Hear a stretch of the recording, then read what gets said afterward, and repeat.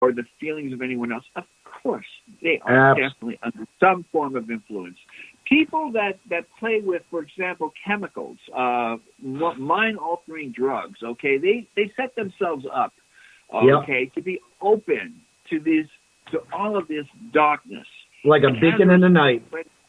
Like a beacon in the night. Yep, absolutely. Yep, like a beacon in the night with open arms for anything and everything. So whatever's out there can see what is going on, and they will take advantage of it because they're just waiting for it. Yeah, and they have no... That's stupid, okay? Yeah, and they have no time restraints. And no time restraints. So you're really susceptible to this stuff. So, what are some of the things that people do that attracts these things? Obviously, drug use would be one of them, or addiction. I'm going to say living life. Just living life. If you're living and you're breathing, and the odds are you have this thing called curiosity, and we're all want to expand our awareness in regards to knowledge. So the more we expand, the more we jeopardize our very being in regards to allowing the dark thoughts to enter our minds. Mm-hmm. When you start experimenting with mind expansions in regards to not only drugs, but other things, you leave yourself wide open. Okay. And so is there a defense for it? Yes, there is. There's definitely a defense. In my opinion, your best defense is to die and to leave the world. Because let's face it, you're not stronger than any other thing that's of evil in this world. If you have a strong belief in God and you really stick close to your faith, then you know what? You have really, really good odds that you're going to be one of those people that are going to be protected. But if you don't protect yourself, you're going to fall into that trap. And that trap is just being open to all those things that are attractive in terms of beauty, sense, sex, lust, mutilating, self-mutilation, mutilating other people, abusing other people, all the dark, negative things that dwell within the human mind will actually be manifested once they allow themselves to be led to do those things. So, it's kind of a dangerous world we live in with lots of sharp edges. And as a result, you better know what your game plan is in the very beginning. Yeah, you can't be a Mr. Magoo going through life running over things and running off cliffs and stuff. You gotta be proactive. You got to be proactive on this. Yes, I agree totally. I would suggest when you take life on, make sure there isn't a bag over your head because you might trip over something, and if that happens, you might get injured. And it can be very devastating. Yeah, so keep the bags off your head. Yes, definitely. Absolutely. What would be your advice for anybody that would thinking about their calling to be an exorcist? Do you have any advice for any new young people looking to get into this calling? Yes, I do. I have a lot of things to say about this subject. Okay. Well, we got about 8 minutes. Oh, yeah, here we go. Here we go. I'm going to run you the riot act. Okay. Yeah. Here you go. You cannot be an exorcist because you want to be an exorcist. You cannot be an exorcist because you find a website online where you can order a certificate that says you're an exorcist. You cannot be an exorcist because you happen to see the movie The Exorcist a half a dozen times and you memorize the St. Michael's Prayer. You cannot be an exorcist because you can't be an exorcist because you want to make money. You can't be an exorcist because it's going to be about you and not them. You cannot be an exorcist for all these reasons plus so many others I haven't even mentioned. To be an exorcist, you have to first have a calling. The calling is not from the guy who runs the website. The calling is not from the degree mill that's willing to give you a title as a bishop or a father or a priest or reverend or whatever. The calling is from God himself, the creator of our universe. You have to have a deep-seated belief that you have been called divinely to do just this. And when you are called, it's not about you. It's about the people you could touch and help, people who are in desperate need of assistance to get themselves from point A to point B in terms of getting out of the darkness, getting themselves out of trouble because they were maybe experimenting and found themselves over their head in regards to all the horrible things that could happen to a human being. To be an exorcist, you have to be appointed by your peers. In church, you have bishops, you have elders. These people have been around for a while, and they have to vote and elect you, and as a result, you are appointed as an exorcist. That's a true meaning of what an exorcist is. An exorcist is not a person who looks for profit. No. Not a person who looks for self-gain. Not a person who looks for attention. All those things would tie into what we refer to as a charlatan. Okay, you do not go online and say, "Hey, I could help you, and you need an exorcism. I'll be there in a half an hour, and I'll perform the ritual." You do that, believe me. Sounds like that person has a disservice, because the person who is offering that service is not offering them the genuine thing. They're offering them something to feed their own egos. And as a result, lead into the delusions of people who think they're in trouble. No, that's not what you do. And it sounds like a recipe for disaster for everybody involved also.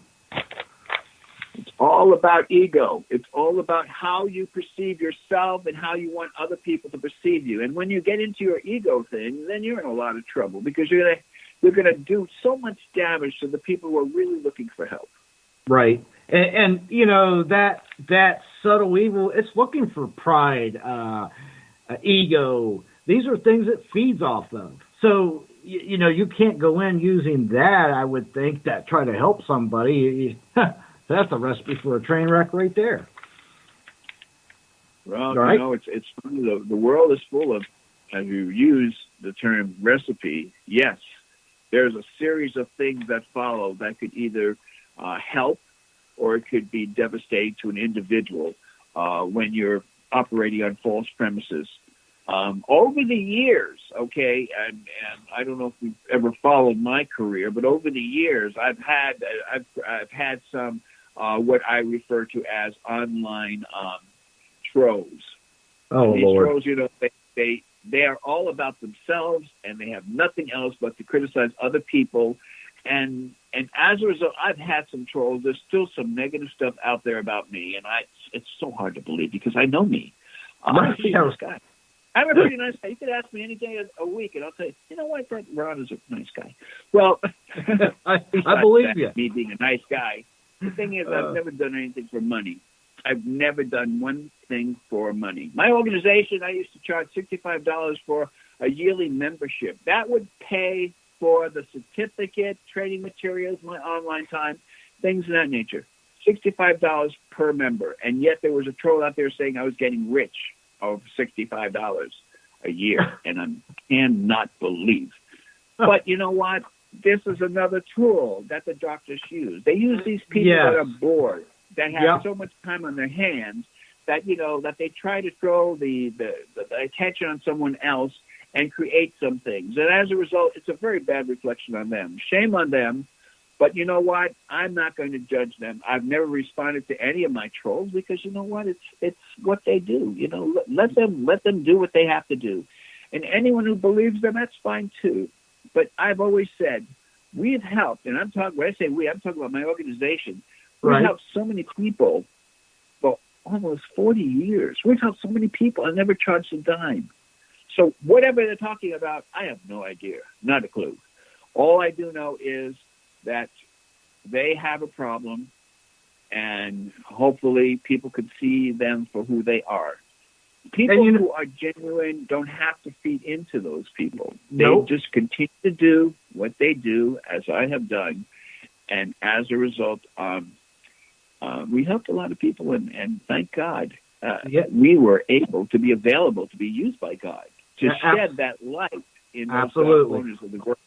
Absolutely. And you know what? I always say, crap eventually all floats to the surface anyway, so them trolls can say whatever they want about you. Proof's in the pudding. Proof's in the pudding, buddy. And look how many lives you probably have saved and touched and helped over 40 years. My goodness. The amount of work is palpable. I have a birthday in about 3 days. Well, happy birthday. Are you 40? Yeah, You're going to 3 be days 40? now. 39 or 40? I'm going to be, no, I'm not going to lie. I'm over a half a century, okay, and a half a century plus.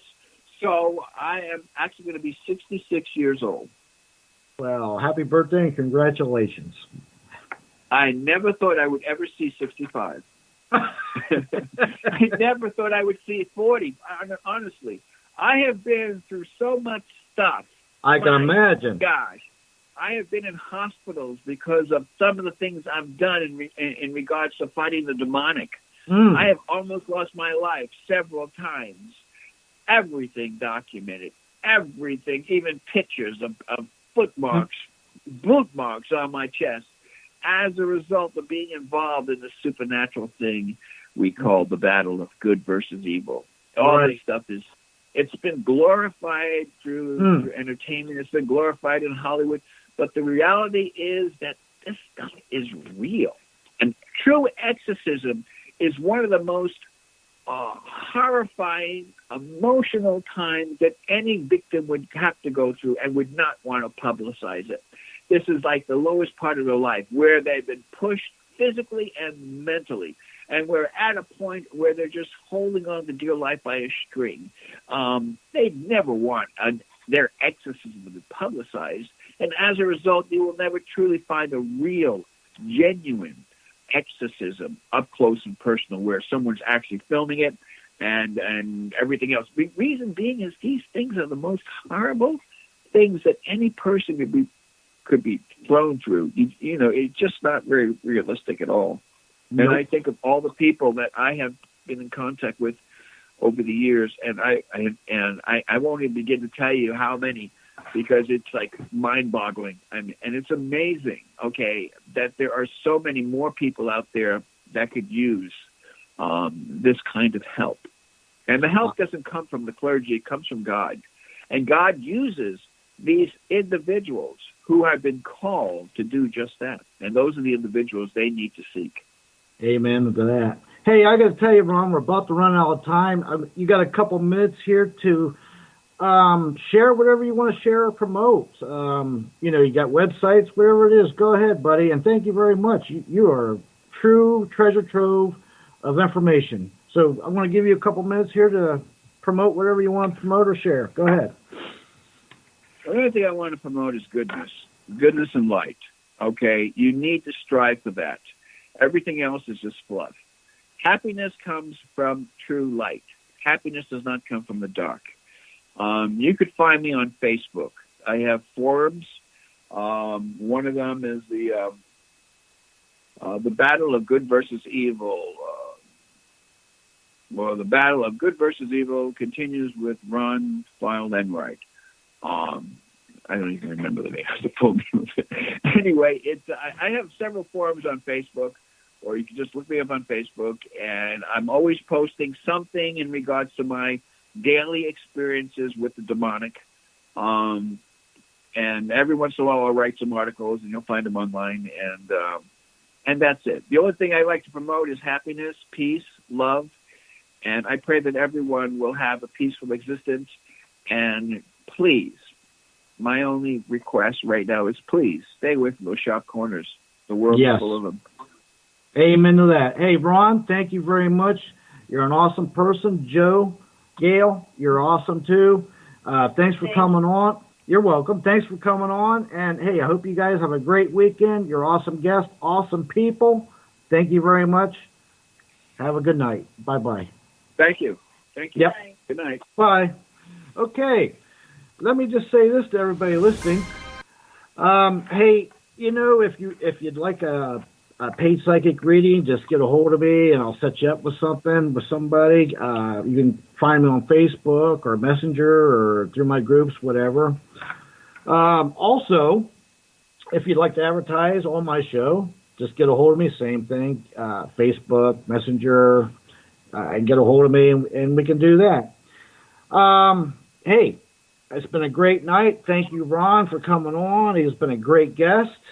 Hey, tune in to www.nightdreamstalkradio.com. And I'll be here next week. I don't have the guest yet, but